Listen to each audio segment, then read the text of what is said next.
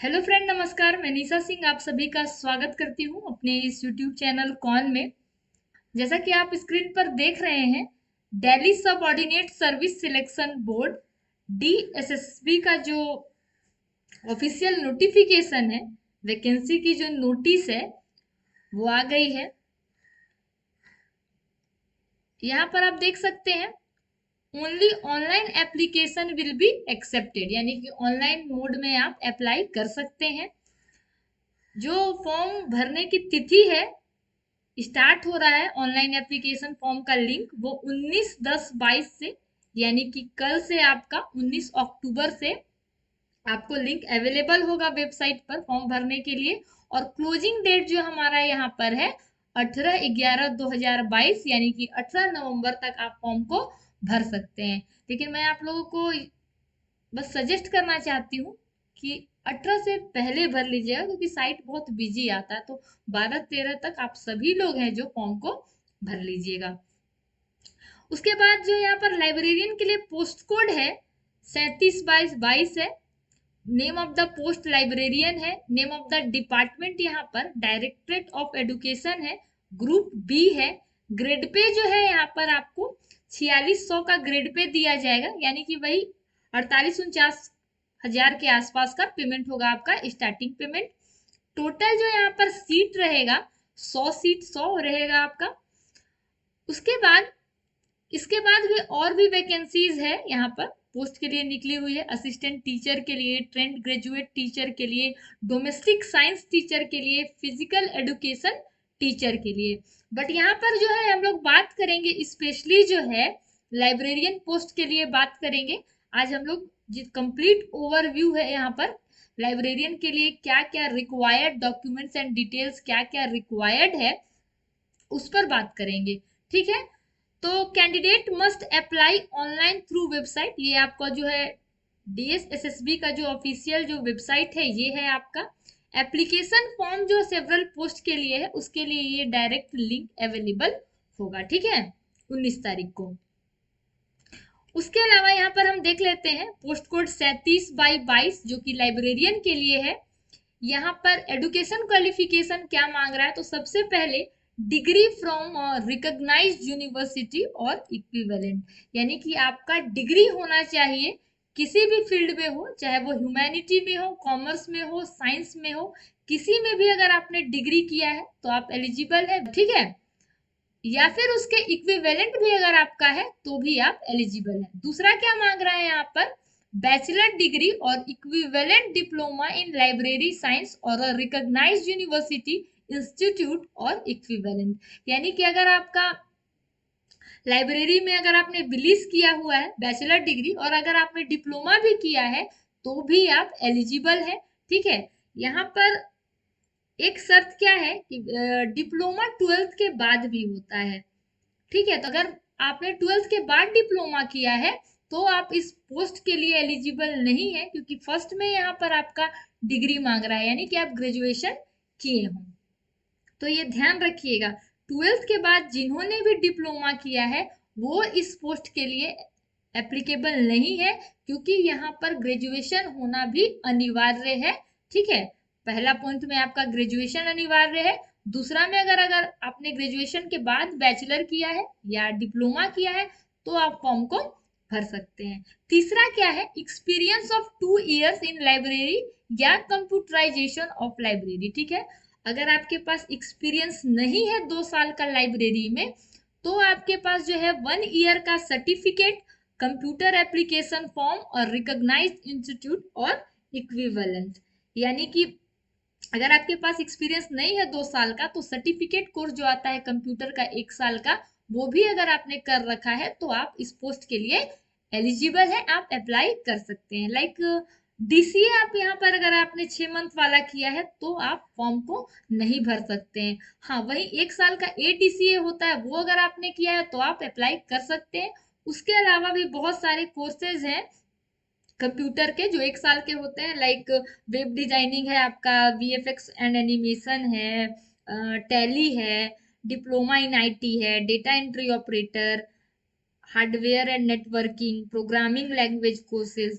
तो ठीक है, ये सब अगर आपने ये सब कोर्सेज किसी मान्यता प्राप्त इंस्टीट्यूशन से किया है 1 साल का सर्टिफिकेट कंप्यूटर में, तो भी आप अप्लाई कर सकते हैं। एक्सपीरियंस की कोई भी आवश्यकता लाइब्रेरी में नहीं है। ठीक है, डिजायरेबल यहाँ पर नील कह रहा है। पे स्केल क्या है, देखिए यहाँ पर पे स्केल आपका कह रहा है 44,900 से 1,42,400 4600 ग्रेड पे का सैलरी इतना बनता है। ठीक है, एज लिमिट जनरल कास्ट के लिए मैक्सिमम 30 इयर्स रखा गया है, यानी कि 30 साल से अधिक नहीं होना चाहिए। ठीक है, इसके अलावा जो पैरा 7 में ज्यादा जानकारी दिया है, इसके बारे में हम लोग बात करेंगे आगे।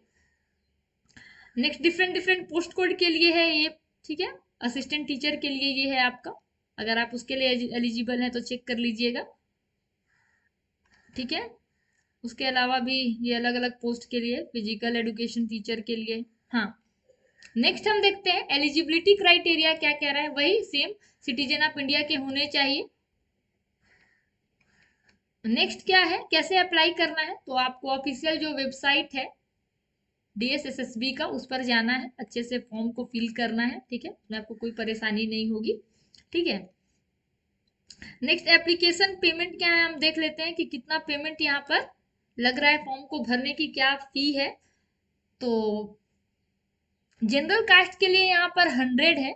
Women candidate and candidates belong to schedule caste, schedule tribe, PWD यानी कि person with disability and ex serviceman category are exempted, यानी कि उनको कोई भी फी नहीं यहाँ पे करना है। किसको किसको, विमेन को नहीं पे करना है, SC को नहीं, ST को नहीं, PWD और एक्स सर्विसमैन को। ठीक है, उसके अलावा जो भी है उनको 100 रुपए का पेमेंट यहाँ पर करना पड़ेगा। एग्जामिनेशन स्कीम क्या है, तो देखिए आपका एक ही टीयर में एग्जाम होगा, टीयर 1 में।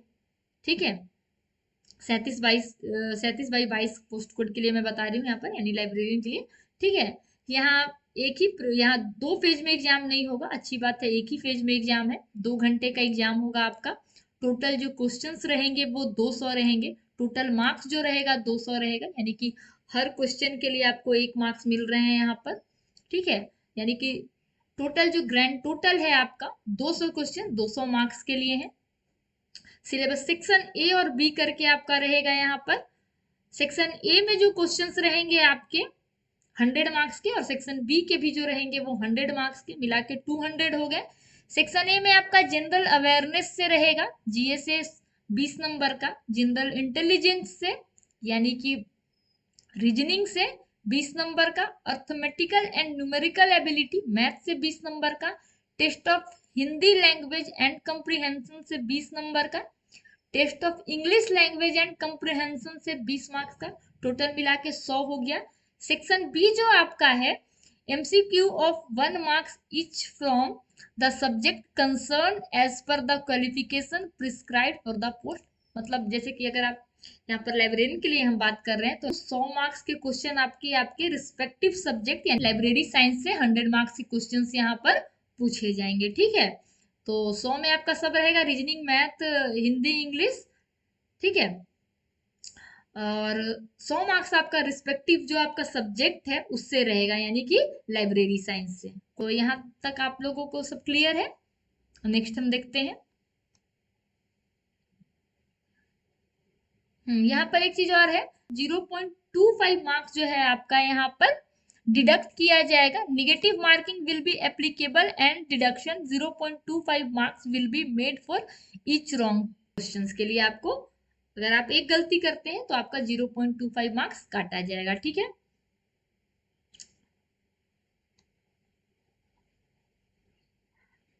ये हम लोग देखें, the selection cell be made through 1 tier examination scheme, एक 1 टीयर में आपका एग्जामिनेशन होगा। हाँ, एक चीज और यहाँ पर नोट देखिए, यहाँ पर लिखा हुआ है, for applicants of all post codes the mandatory minimum qualifying marks in tier 1 examination will be applicable only in section B।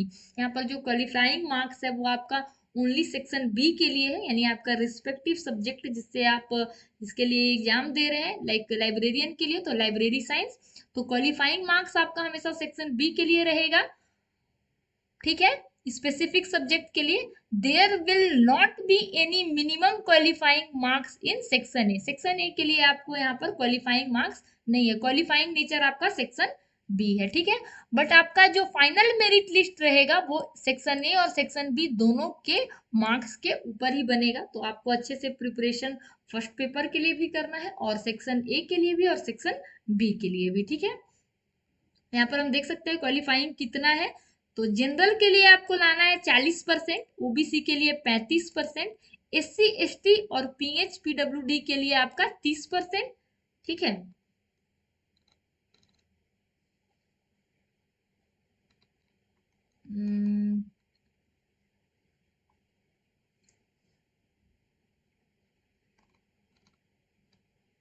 यहाँ देखिए age relaxation 7 number, 30 years maximum age general के लिए कहा गया है। अगर आप एससी एसटी कैंडिडेट से बिलोंग करते हैं तो 5 साल का आपको यहाँ पर छूट मिलेगा, यानी आप मैक्सिमम एज देखा जाए तो 35 हो गया, ओबीसी का 33 हो गया मैक्सिमम एज, पीडब्ल्यूडी का 10 साल और बढ़ा दीजिए, 30 10 40 हो गया।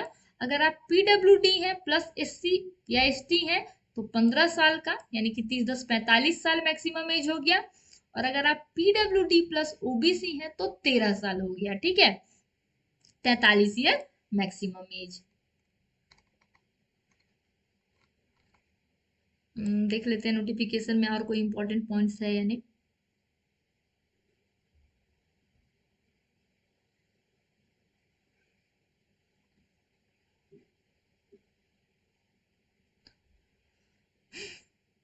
तो गाइज इस नोटिफिकेशन में बस इतना ही कुछ जानने के लिए था। आई होप आपका क्लियर हो गया होगा जितना भी डाउट होगा इस नोटिफिकेशन से रिलेटेड।